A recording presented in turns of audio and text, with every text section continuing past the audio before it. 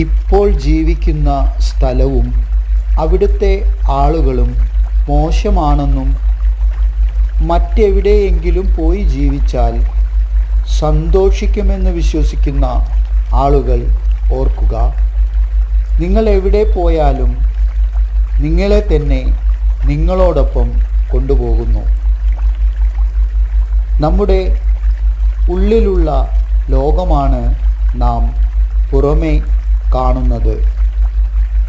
നമ്മുടെ ഉള്ളിൽ മാറ്റം വരുത്തിയാൽ മാത്രമേ നമ്മുടെ പുറം ലോകത്തുള്ള സാഹചര്യങ്ങൾ മാറുകയുള്ളൂ.